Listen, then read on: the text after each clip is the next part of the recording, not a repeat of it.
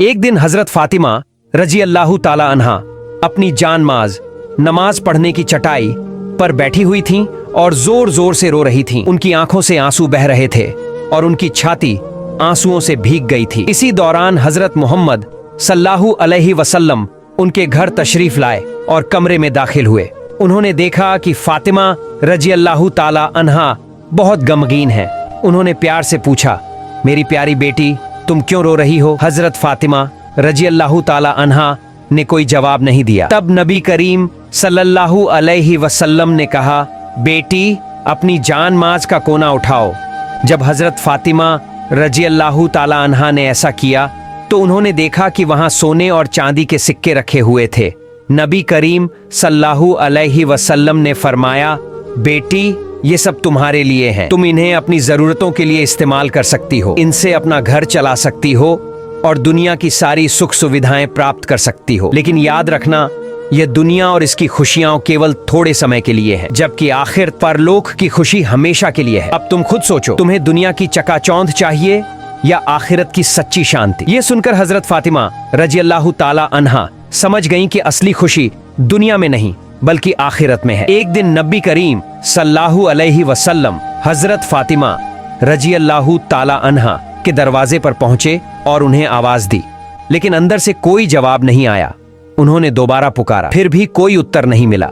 जब तीसरी बार आवाज दी तब हजरत फातिमा रजी अल्लाह ताला अन्हा ने धीमी आवाज में कहा, अब्बा, मैं दरवाजा कैसे खोलूं? मेरे पास सिर्फ एक छोटी सी चादर है। अगर इसे सिर पर रखती हूँ तो पैर खुल जाते हैं और अगर पैरों पर डालती हूँ तो सिर खुल जाता है। नबी करीम सल्लल्लाहु अलैहि वसल्लम ने यह सुनकर अपना रुमाल दिया और कहा, बेटी, इसे सिर पर रख लो और दरवाजा खोल दो। हजरत फातिमा रजी अल्लाह ताला अन्हा ने रुमाल सिर पर रखा और दरवाजा खोल दिया। करीम सल्लल्लाहु अलैहि वसल्लम अंदर गए तो उन्होंने देखा कि फातिमा रजी अल्लाह ताला अन्हा का चेहरा मुरझाया हुआ था। उन्होंने चिंता से पूछा, बेटी, क्या तुम बीमार हो? हजरत फातिमा रजी अल्लाह ताला अन्हा ने जवाब दिया, अब्बा, मैं कई दिनों से भूखी हूँ। भूख और सिर दर्द की वजह से बहुत कमजोर हो गई हूँ। ये सुनकर नबी करीम सल्लल्लाहु अलैहि वसल्लम ने कहा, बेटी, मैं भी 3 दिनों से उपवास कर रहा हूँ, जबकि अल्लाह के नजदीक तुम्हारी तुलना में मुझे ज्यादा प्रिय माना जाता है। अगर मैं चाहता तो अल्लाह मुझे दुनिया के सबसे बेहतरीन खाने से नवाजता, लेकिन मैंने दुनिया के बजाय आखिरत को प्राथमिकता दी है। फिर उन्होंने फातिमा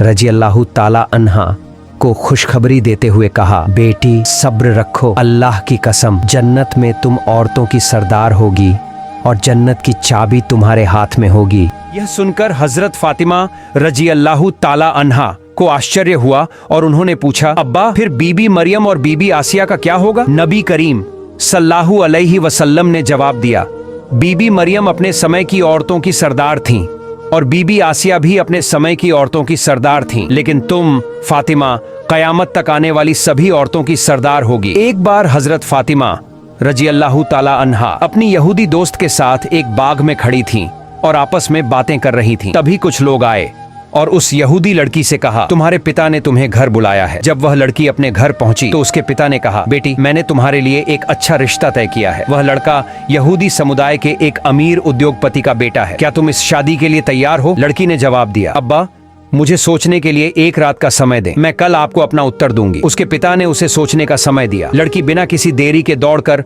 हजरत फातिमा रजी अल्लाह ताला अन्हा के पास गई। वहां पहुंचकर उसने कहा, बहन, हमारी 12 साल की दोस्ती है। इस पूरे समय में तुमने मुझे कभी गलत सलाह नहीं दी। मुझे उम्मीद है कि आज भी तुम मुझे सही सलाह दोगी। मेरे पिता ने मेरे लिए एक लड़का चुना है जो एक अमीर यहूदी उद्योगपति का बेटा है। वे चाहते हैं कि मेरी शादी उससे हो। अब तुम बताओ, मुझे क्या करना चाहिए? हजरत फातिमा ने मुस्कुराकर कहा, बहन, तुम्हारे पिता ने तुम्हारे लिए यह रिश्ता तय किया है और वे चाहते हैं कि तुम शादी करो, इसलिए तुम्हें इस शादी के लिए राजी हो जाना चाहिए। लड़की ने जवाब दिया, बहन, मैं शादी के लिए तैयार हो सकती हूँ, लेकिन मेरी एक शर्त है। अगर तुम मेरी शादी में शामिल होगी तभी मैं यह शादी करूंगी। तुम जानती हो कि मैं तुम्हें कितना प्यार करती हूँ। हजरत फातिमा रजी अल्लाह ताला अन्हा ने समझाया, बहन, तुम यहूदी हो और मैं मुसलमान। तुम जानती हो कि यहूदी और मुसलमान एक दूसरे को सहन नहीं करते। अगर मैं तुम्हारी शादी में जाऊंगी तो मेरे पिता हजरत मोहम्मद सल्लल्लाहु अलैहि वसल्लम को मुसलमानों के बीच सवालों का सामना करना पड़ेगा और लोग उनका मजाक उड़ाएंगे। इसी तरह तुम्हें भी अपने यहूदी समुदाय में सवालों का सामना करना पड़ेगा, इसलिए मैं तुम्हारी शादी में शामिल नहीं हो सकती। लड़की ने यह सुना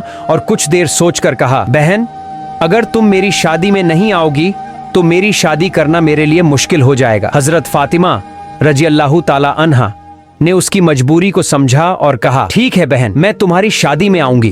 अब तुम यह बात अपने पिता को बता दो। यह सुनकर लड़की खुशी खुशी दौड़कर अपने पिता के पास गई और कहा, अब्बा, मैं इस शादी के लिए तैयार हूँ। लड़की ने अपने पिता से कहा, अब्बा, अगर फातिमा रजी अल्लाह ताला अन्हा मेरी शादी में नहीं आएंगी तो मैं यह शादी नहीं करूंगी।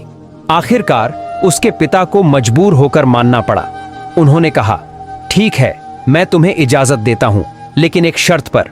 अगर मोहम्मद सल्लल्लाहु अलैहि वसल्लम की बेटी फातिमा हमारे घर आना चाहती है तो उन्हें नए और सुंदर कपड़े पहनकर आना होगा। अगर वे पुराने कपड़े पहनकर आती हैं तो उन्हें हमारे घर में प्रवेश करने की अनुमति नहीं मिलेगी। यह सुनकर लड़की फिर से दौड़कर हजरत फातिमा रजी अल्लाह ताला अन्हा के पास गई। वह रोते हुए कहने लगी, बहन, मेरे पिता नहीं चाहते कि तुम मेरी शादी में आओ, लेकिन उन्होंने एक शर्त पर इजाजत दी है। अगर तुम शादी में आओगी तो तुम्हें नए और सुंदर कपड़े पहनने होंगे। अब तुम बताओ, क्या तुम मेरी शादी में आओगी? हजरत फातिमा रजी अल्लाह ताला अन्हा ने हल्की मुस्कान के साथ कहा, बहन, मैंने अपनी जिंदगी में कभी नए कपड़े नहीं देखे। हमारे घर में कई दिनों तक चूल्हा तक नहीं जलता। कई बार हम भूखे ही रहते हैं। ऐसे में मैं नए कपड़े कहां से लाऊं? लड़की ने उत्साह से कहा, अगर तुम बस इतना कह दो कि तुम नए कपड़े पहनकर मेरी शादी में आओगी तो मुझे विश्वास है कि तुम्हारे सृष्टिकर्ता महान अल्लाह तुम्हारे लिए नए कपड़ों का इंतजाम जरूर करेंगे, क्योंकि मैं जानती हूँ कि तुम्हारा और तुम्हारे रब का रिश्ता बहुत खास है। हजरत फातिमा रजी अल्लाह ताला अन्हा भावुक हो गईं और बोली, इंशाअल्लाह मैं तुम्हारी शादी में आऊंगी और दुनिया के सबसे शानदार कपड़े पहनकर आऊंगी। ये सुनकर लड़की खुशी से दौड़कर अपने पिता के पास गई और कहा, अब्बा, फातिमा मेरी शादी में आएंगी और सबसे कीमती कपड़े पहनकर आएंगी। इसके बाद शादी की तारीख तय हो गई। दूसरी ओर हजरत फातिमा रजी अल्लाह ताला अन्हा इस बात को लेकर चिंतित थीं कि आखिर वे नए कपड़े कहां से लाएंगी।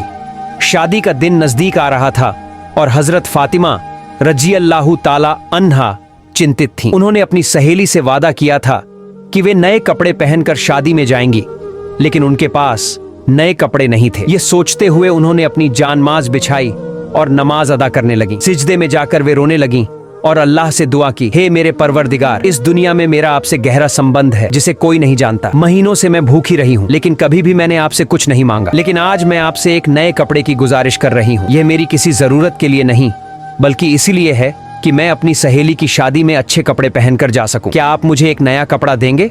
हजरत फातिमा रजी अल्लाह ताला अन्हा रोते रोते अल्लाह से दुआ करती रहीं। नमाज खत्म करने के बाद जब उन्होंने घर के कोने में नजर डाली तो वहां 2 पैकेट रखे हुए थे।